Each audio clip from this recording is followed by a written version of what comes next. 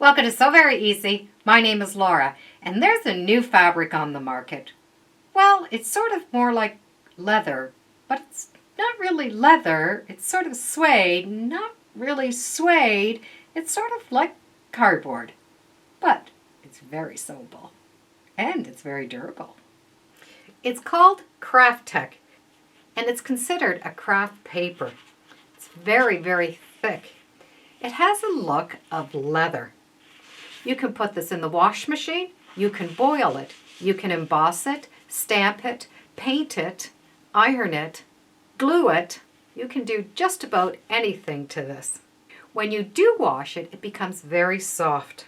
And then when it dries, it comes back to its normal state. You can also take this and wrinkle it, and then wash it. And that wrinkling makes it look like a leather. I wrinkled this piece and stuck it in some coffee, and then I washed it. And it has all these little wrinkles and stains, which makes it look like leather. And this is what it looks like, nice and fresh. And as you use it, it's going to have that lovely wrinkled leather look. And there's a lot that we can do with this.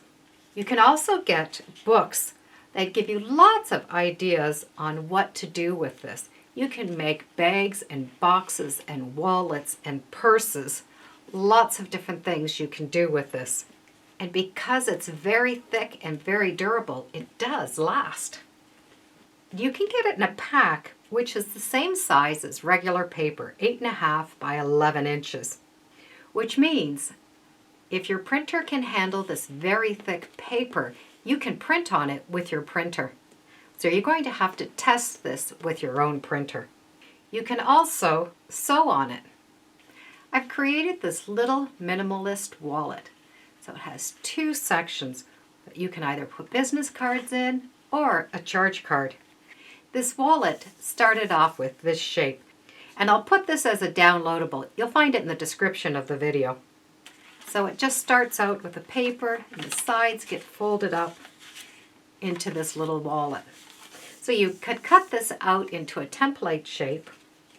If your printer can print on this, you can take this little template and put some design on it.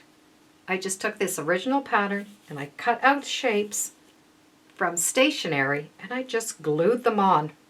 And I printed this right on this paper. So now I'm going to be able to cut this out and make the wallet.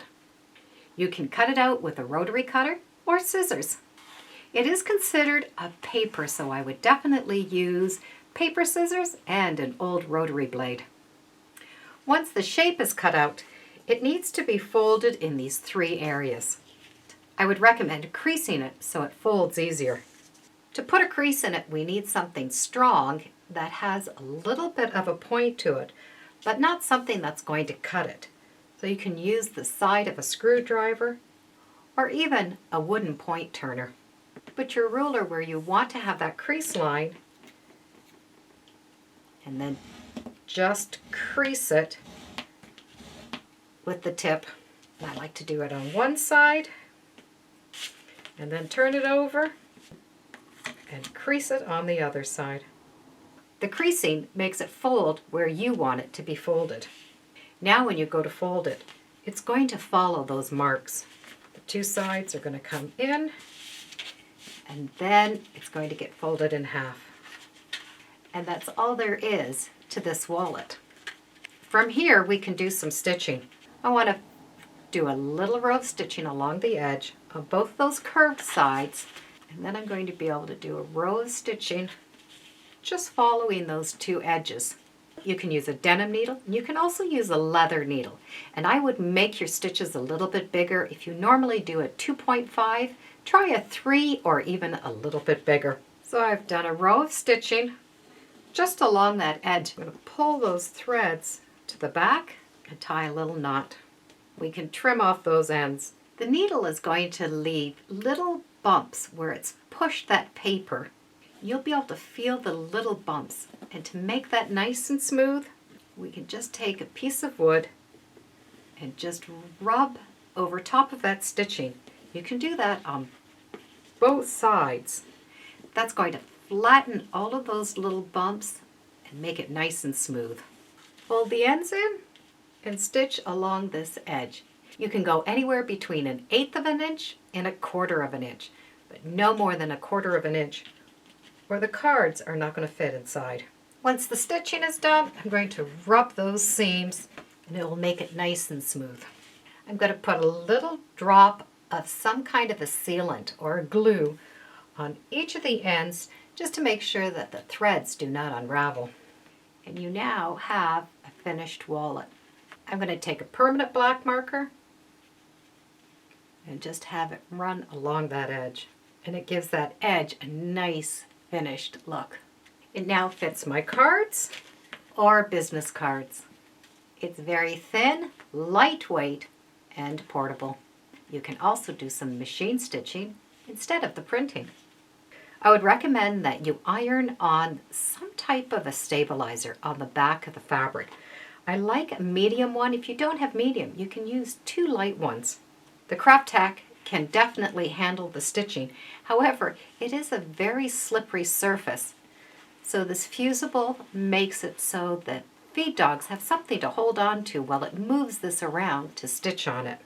You can also, if you're going to do some machine stitching, you can also put a lightweight interfacing on it when it's done. By putting that fusible interfacing on, it gives it a nice surface. It looks like it's lined, and you don't see the stitching from the other side. I tried some different decorative stitches along the edge, and I have a different wallet now. So you can spend a lot of time and make them really fancy, or make them very quick and easy. And you have lots of colors to choose from. So no matter if you spend a lot of time and do some embroidery on them and do a little lining, or just have some simple printing, they're quick and easy little wallets. They're thin, so they're going to fit perfect in a back pocket or for traveling. Thank you for joining me today on Sew Very Easy. Feel free to subscribe, and as always, come on back. Let's see what we're sewing next time in the sewing room. Bye for now.